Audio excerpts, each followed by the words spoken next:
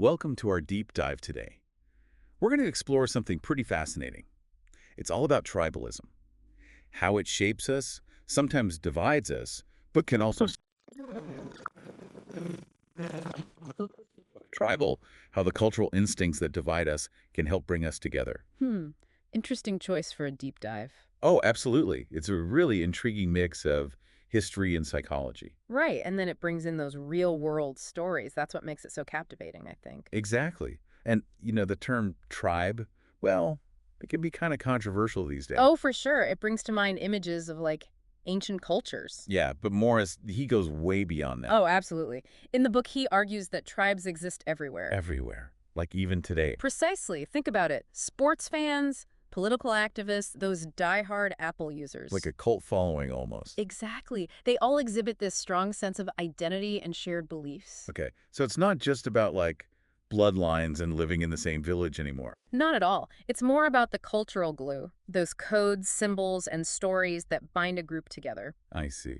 So how do these modern tribes actually work? What drives them? Well, Morris argues that they're fueled by three core instincts. He calls them the peer, hero, and ancestor instincts. Right, those sound fascinating, but maybe instead of jumping right into definitions, can we look at an example? Absolutely.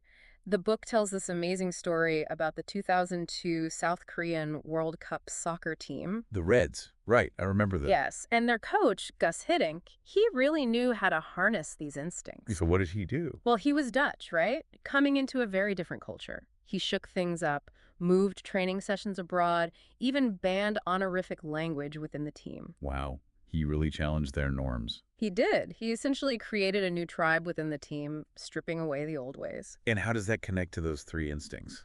Well, he fostered camaraderie among the players. That's the peer instinct. He pushed them to be the best, to become national heroes, tapping into that hero instinct. And the ancestor instinct. He subtly evoked Korea's history of resilience and determination. And the results were incredible. They became national heroes. Against all odds. It's amazing what a leader can do when they understand these tribal forces. Exactly. It's not about suppressing individual identities. It's about orchestrating them towards a common goal. Powerful stuff. So moving beyond sports teams, the book talks about these tribal signals. Uh-huh. They're like cues in our environment that trigger our tribal codes. Like how we instinctively lower our voices in a library. Precisely. Or change our demeanor in a place of worship. It's fascinating. So can these signals be used intentionally to like influence behavior? Oh, absolutely. The book gives this great example of Lee Kuan Yew, Singapore's first prime minister. Wasn't he the one who tackled corruption at the port using like symbolic changes? You got it. He brought back English as the language of business, reintroduced British-style uniforms for officials. So he transported them back to a time when Singapore was known for its honesty and efficiency. Exactly. And you know what? It worked. Corruption decreased significantly. Wow, that's incredible. Mm. Just by changing those surface level things, he was able to shift the culture at the port. It's a powerful illustration of how these signals can drive positive change. It makes you realize how much we're unconsciously responding to these signals all the time. But can we use this knowledge for, a greater good? I mean, so far we've mostly talked about how these instincts can divide us. Well, that's where Morris's work gets really interesting. He argues that understanding tribal instincts isn't just about explaining conflict. So there's a positive side to this. He looks at examples like Martin Luther King Jr.'s I Have a Dream speech and the Me Too movement. It seems like those examples show how tribal instincts can actually fuel positive change, like they sparked social movements. Exactly. Let's take King's speech. It was a masterclass in using tribal symbols to activate shared ideals. He didn't just deliver a message, right? It was the whole package. The setting, the symbols. He knew his audience. He spoke from the Lincoln Memorial, a monument to equality. Right. And he used the words of the founding fathers, even biblical verses. Powerful stuff. He tapped into deep cultural and religious codes. So by framing his call for equality within those cherished American traditions, he truly connected with his audience. And look at the impact it had.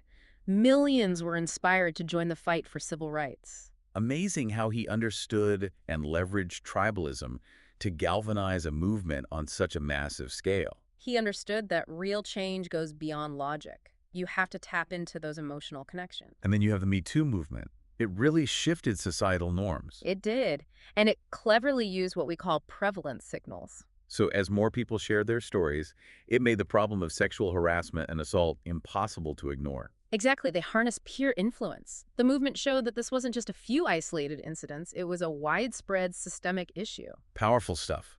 It really shows how a minority group can use these instincts to challenge the status quo. And it forced society to confront a problem that had been hidden for far too long. These examples offer so much hope. They show how tribal instincts can be used for good to advocate for justice. They highlight the potential to channel these instincts towards a purpose that benefits everyone. But of course, there can be downsides, right?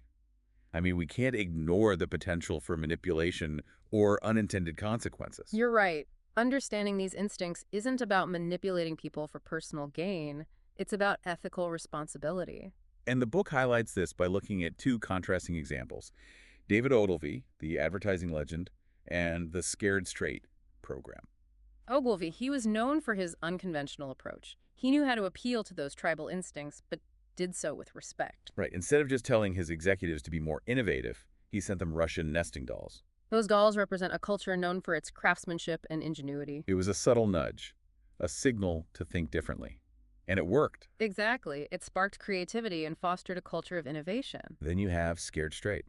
The idea was to deter kids from crime by showing them the harsh realities of prison. But for some kids, it backfired. They ended up seeing those criminals as, like, role models. They were intrigued, not scared. It unintentionally glamorized criminal behavior. Wow, what a stark contrast. It really shows how important context is. You have to understand the intricacies of these signals and be mindful of unintended consequences. It's a potent reminder that even with the best intentions, we need to be careful about how we use this knowledge. It's a call for awareness and responsibility. Absolutely. Hmm. It seems we've covered a lot of ground already. We've unpacked how the concept of tribe has evolved. We've explored the three core instincts and how tribal signals can be used intentionally or unintentionally to shape actions and outcomes. We've also seen how these instincts can be harnessed for positive social change while acknowledging the potential for unintended consequences if we're not careful. So where do we go from here? It's important to remember, though, we're not just puppets. Right, we're not just blindly following these tribal instincts. We can question the signals around us. We can make conscious choices, which is super important these days, right? When those instincts are being used to manipulate us. Oh, absolutely. Think about it. Politics, advertising, even violence. It can get pretty dark. It can. And Morris tackles this head-on in the book. He talks about how tribalism fuels things like political polarization. And racial inequity. Right. And even sectarian violence. Heavy stuff. It is. But he also argues that understanding these dynamics can help us address these challenges. Oh, it's not all doom and gloom. Not at all. Let's start with political polarization. Have you noticed how it's gotten so much worse? Oh, definitely. It feels like everyone's just retreating to their own echo chambers. Exactly. It's what he calls epistemic tribalism. Meaning, We're prioritizing our tribal loyalties over truth and reason. like, we only want to hear things that confirm our existing beliefs. Precisely. And social media, well, it's like pouring gasoline on the fire. It's creating these filter bubbles where we're only exposed to information that reinforces our biases. And it makes it so much harder to have productive conversations with people who see things differently. It's pretty disheartening Yeah, because so many of the problems we face, well, they require us to work together. you're right. But here's the thing. Understanding those tribal mechanisms at play can help. Okay, so how do we bridge that divide? We have to be willing to listen to each other, even when it's uncomfortable. See the other person's point of view. Exactly. Recognize that we all share a common humanity. Easier said than done sometimes. Oh, for sure. Yeah. But it's worth striving for. Now, what about racial inequity? How does tribalism play into that? It's complex, right? But he points out that even well-intentioned people can exhibit unconscious bias. Like, we naturally favor those we see as part of our group, It's that in-group favoritism. Yeah. And it can lead to discrimination. even if we don't realize we're doing it. Exactly. He talks about how job applicants with white-sounding names get more callbacks. Wow, that's really eye-opening. It is, and it shows how these biases are woven into the fabric of our society. So how do we address that? We have to be aware of our biases.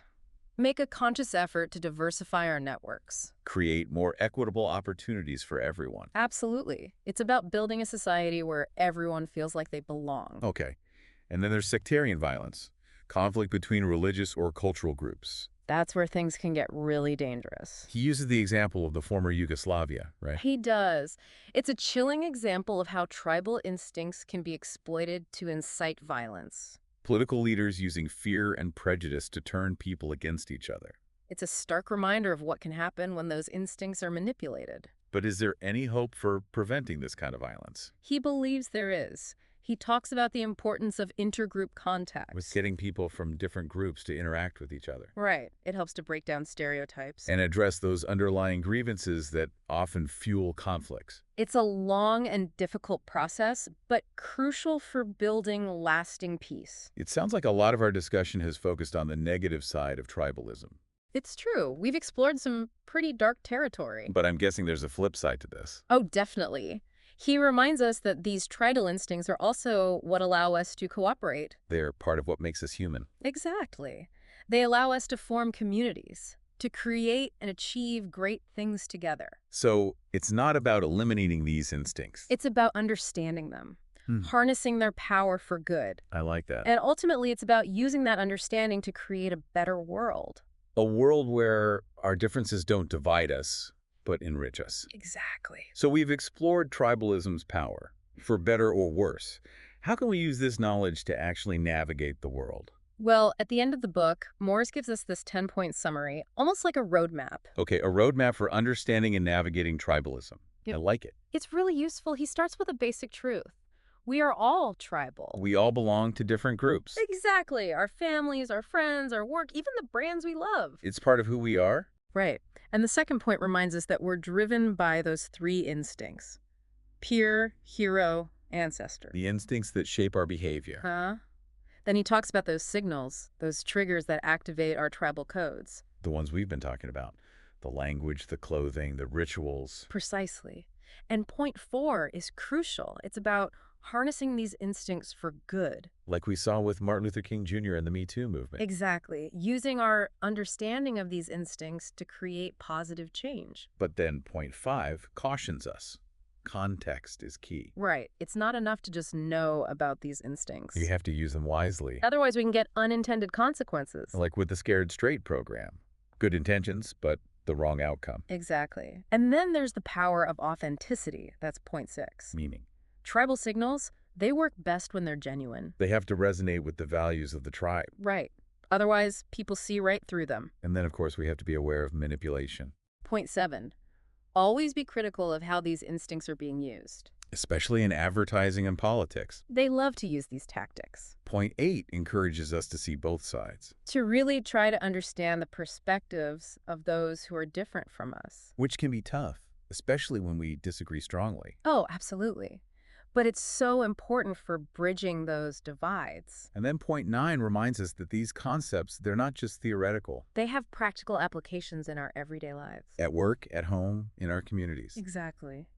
And finally, be the change.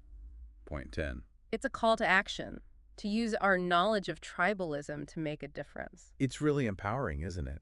It's not just about understanding these forces, it's about using them to create a better world. That's the ultimate goal, to channel those tribal instincts towards something positive. To build bridges instead of walls. To celebrate our diversity rather than letting it divide us. And that wraps up our deep dive into Michael Morris's Tribal. We hope you found this exploration insightful and thought-provoking. Remember, as we navigate this complex world, understanding the power of tribalism can be a real asset. By recognizing those instincts in ourselves and others, we can make more informed choices and work towards a future where our differences are celebrated and our shared humanity binds us together.